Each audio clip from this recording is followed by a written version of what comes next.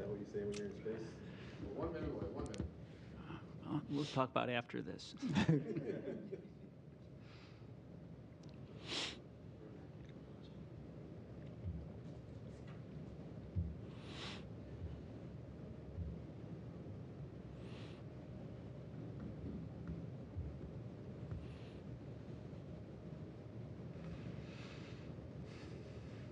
30 seconds, 30 seconds.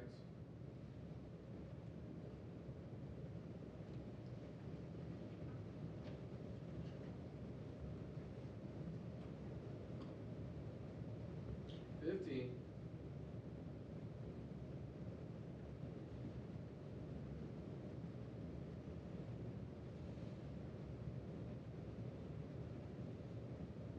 Stand by.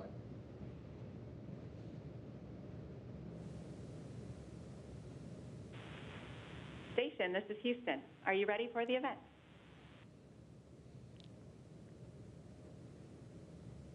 Houston, we are ready for the event. Associate Administrator Bob Cabana, this is Mission Control, Houston. Please call station for a voice check. Station.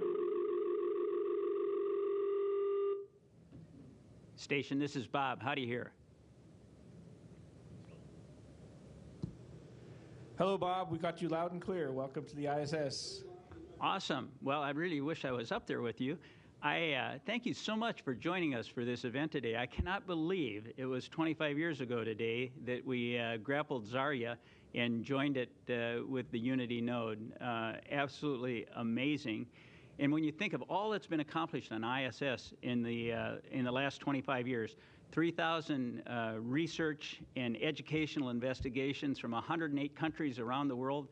You know, we really appreciate what you guys are doing up there, all the science, the investigations to make life better here on Earth and prepare us for exploring beyond our home planet as we go back to the moon with Artemis and on to Mars. Absolutely awesome.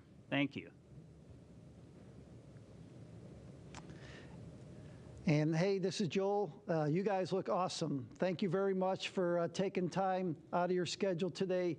I know we keep you busy with utilization, research, technology development, commercialization activities, but we want to celebrate today all the people who designed, built, and operate the International Space Station, and the fact that you guys have a unique perspective, me and On Orbit, and help us celebrate 25 years of the International Space Station, 23 years of continuous crew presence. Bob and I have a few questions for you today. We'll alternate the questions. I'll start with the first one. They're open questions for anyone to answer, and if multiple people want to answer, feel free to go ahead and answer. And so my first question for you guys today is, what surprised you when you got on orbit? What was something that you couldn't be taught on Earth that you had to get in orbit and had to learn it by yourselves? So that's our first question for you. Well, weightlessness. You know, that is something that is truly unique up here. There is, unfortunately, no way to train weightlessness on Earth. We can get a taste of it on a parabolic flight, but it's just not the same as actually living and working in weightlessness up here. And it's not just fun, but it's also very challenging whenever you have to find a piece of equipment or a tool in a bag, and you have to get that piece of equipment out or tool out without losing everything else in the bag. I mean, we've all, on multiple occasions, lost items. Luckily, most of them we found again near an air vent, maybe a couple minutes, maybe a couple hours later. But it is certainly one of the challenges that you don't really get to learn how to cope with until you get up here. Bob? So it is an International Space Station. When we entered for the first time on December 10th, Sergei Krikalev and I went through all the modules side by side as an international crew. We've had 273 people from 21 different countries visit the space station, and we've got 4 of the 5 partner countries represented right now, partner agencies represented right now in ISS. What have you learned working together as an international crew? How do you find life on ISS? One of my favorite aspects of the International Space Station is the international part of it. you know, as you said, we've got 4 of the 5 different partner agencies up here, and we each bring our unique perspectives, not just from our different nationalities, but also our different backgrounds, whether that's work backgrounds. And so I think you're definitely strengthened by the international partnership. You know, it's just like gaining redundancy in things. When you have multiple partners working together, it's stronger and more resilient to any sort of problems or obstacles that come in the way. And so it definitely makes us stronger, and I think that's why we have had the International Space Station up here for 25 years now. Awesome. You know, you guys are ambassadors to the world, and is there one thing that you'd want people on Earth to know about the International Space Station, and what would that be?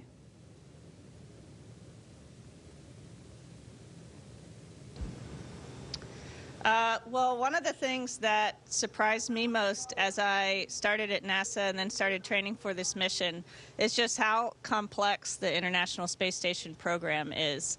There are groups of people, teams of people all over the world who are figuring out every aspect of these missions, everything from our food and clothes to the science research that we'll be doing on board. They're also the ones who are operating space station. Believe it or not, even though we're on board, we don't actually fly space station. That's flown by the teams of flight controllers and mission control centers in Houston and Russia and elsewhere on the planet. And so we're super grateful to be supported by this amazing team, and it's just a really inspiring effort to be a part of. Awesome. Thank you. So we're in the decade of science on the International Space Station now, and it's pretty amazing all the things that are getting done. I got asked by some of the audience here with me today, does the crew like doing science in space? So I'm asking you guys, what's your favorite experiment? Is there anything that really captures your imagination while you're working up there?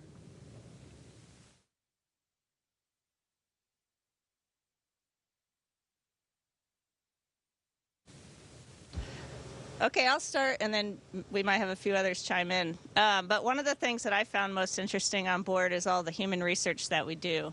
And that's just recently 2 things that I've gotten to be involved in. One is the CIPHER experiment, which Satoshi and I are both a part of. And that is a study comprised of 14 different experiments studying all aspects of human physiology and psychology in space and how the human body adapts to the space environment.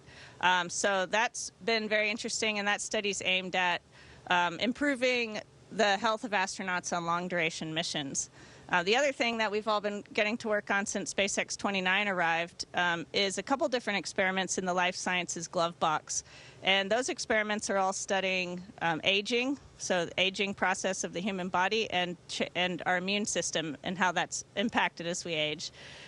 Believe it or not, we all get older faster when we are on orbit, and so that essentially speeds up time for researchers so they can study the phenomenon that happens in our cells at a faster rate than they could on Earth. And again, the goal of that is helping improve the health of astronauts on longer duration missions to the Moon and Mars, but also to help improve life on Earth for people in terms of tissue degradation and disease as humans age. And just to add, I think what I find truly fascinating is the breadth of experiments that we do up here. You know, we have everything from the cold atom laboratory, where we're studying Bose-Einstein condensates, which are particles very close to the absolute zero temperature point. We have the alpha magnetic spectrometer on the outside of the space station. Then we have the biofabrication facility inside, which essentially is a 3D printer where we can print human tissue, human organs even, or at least that's what we're leading up towards. So really, the research up here spans so many fields, and I think that's incredibly interesting.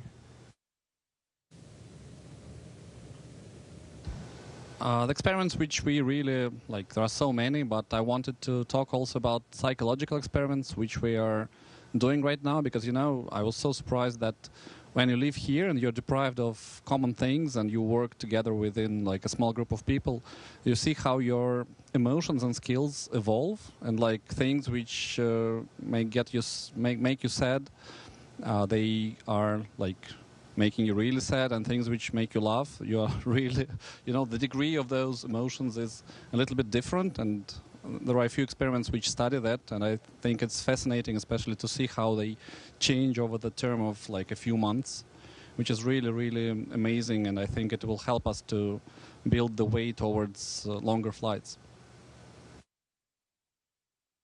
Great answers. Thank you, guys. As we look forward to the International Space Station in the next few years, what are some of the important things we need to keep doing on Space Station to keep Space Station a successful mission, and also to help the commercial destinations that are coming forward towards the end of the decade?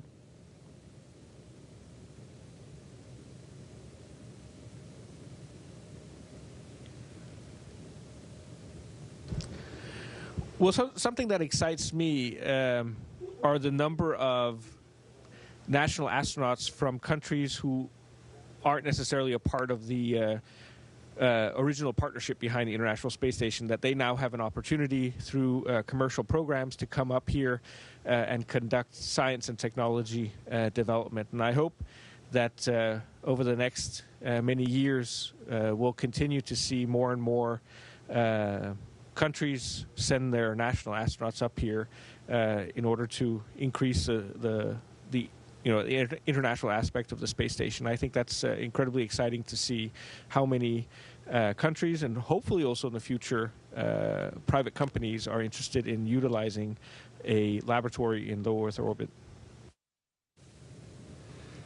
So one of the things that I loved to do whenever I had any spare time was just look out the window at the Earth as it went by. And I always told first-time flyers, stick your nose up to the window and make a memory. It's really a special opportunity that you have. You guys have that amazing cupola. Is there anything that you've noticed looking down on the Earth that has caused you to think differently, or is there any particular place that you're looking for? What's your favorite thing to do looking out that cupola?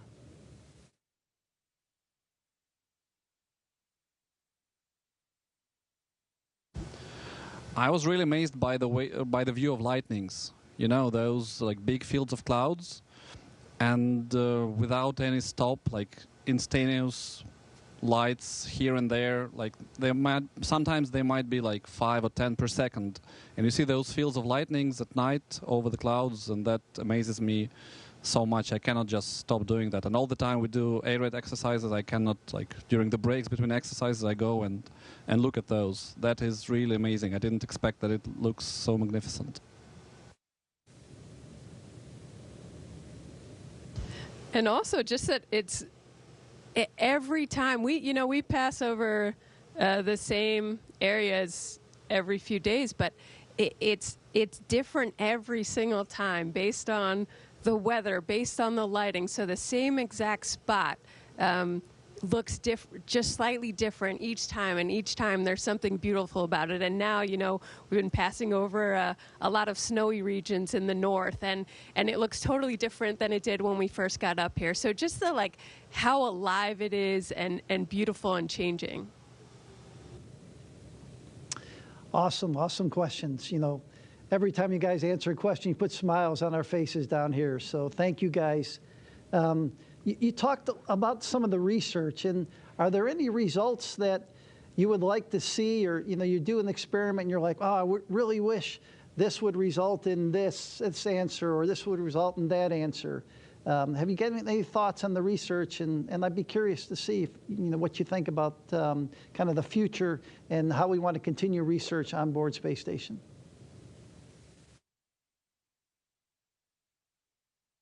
It's a tough one.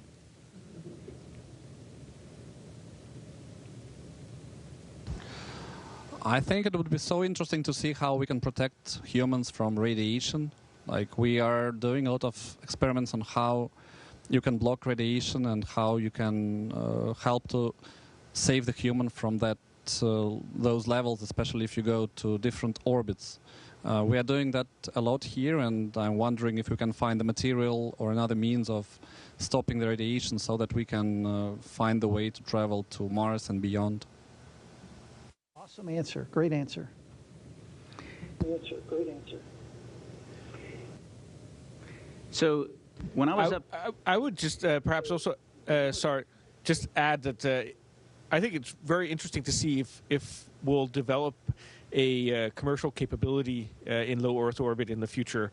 I mentioned biofabrication earlier. Will it be possible to actually produce human tissue or human tissue equivalents or organ equivalents up here for use on the Earth, or perhaps fiber optic production, which is also something that we are just testing now during this mission as well. So those are examples of something perhaps in the future could find commercial aspects, and I think that's really interesting. Totally agree. Commercial LEO destinations are going to be so important. We have so many questions, and we're running out of time rapidly. I think we got about 5 minutes left. When I left the space station, Node 1 was pretty Spartan and immaculate. It's kind of accumulated a lot of stuff over the years. And with 275 launches to ISS, have you guys hit anything for future crews or lost something up there that you're still looking for?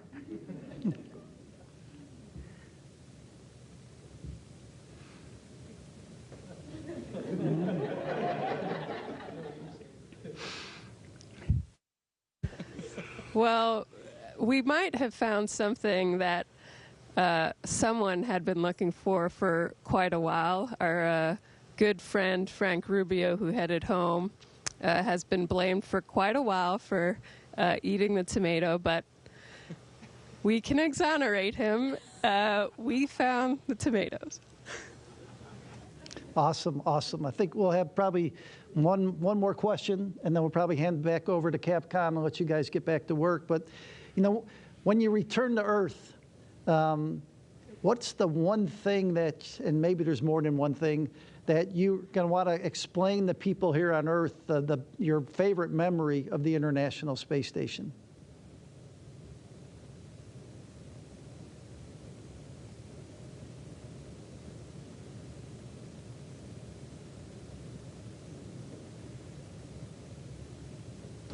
I think it's a beautiful view of the Earth from the International Space Station, so that we recognize that we need to nurture the mother planet Earth. Awesome, thank you. Hey, just I'll say a couple words and I'll hand it over to Bob and then we'll get it over to Capcom. But just awesome to see you guys, see your smiling faces. We really want to thank you for everything you do. Thank you for helping us celebrate 25 years of the International Space Station. To me, it's been one of the best things I've been able to do in my career. And people like you on orbit, people here on the ground, they make it special every day. So over to you, Bob. Well, just thank you so much for your time. Treasure your experience up there together. It really is a special place. Thank you for all that you do. We look forward to seeing you all home back here on Earth. This is still a very special place also. And let's just keep charging into the future, working together as one on the International Space Station. Thanks, guys. Houston, back to you. Houston. Station, this is Houston ACR, and that concludes the event. Thank you, Associate Administrator Bob Cabana and Space Station Program Manager Joel Montalbano. Station, we are now resuming operational audio communications.